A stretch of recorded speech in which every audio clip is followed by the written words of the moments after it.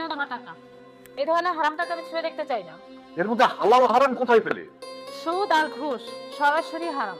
অপেক্ষা না করলে বুঝবে কেমন করে ওর কাজটার জন্য আমি কতটা গুরুত্বপূর্ণ।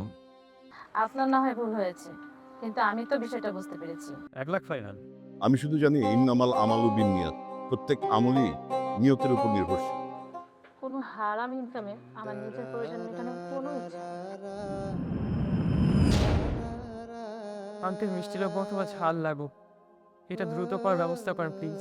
কিছু করার জন্য টিউশনি নেয়নি। সে টিউশনি নিয়েছে এই কারণে যে আমার টাকা নেবে না, আমার টাকা নাকি অবৈধ, হারাম। জান্নাত আর জাহান্নামের পথ সব সময় আলাদা হয় আরিফ। তুমি জেনে বুঝে হারাম রোজগারে পা বাড়াইছো। আমি তো তোমার এই হারামের হিসাব দিতে পারবো না। পরকালেও তোমাকে জান্নাতে নিয়ে হাঁটতে চাই।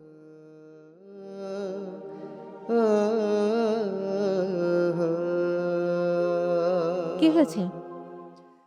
আমাদের অফিসে রেড পড়েছে, আমাকে এক্ষুনি অফিসে যেতে হবে।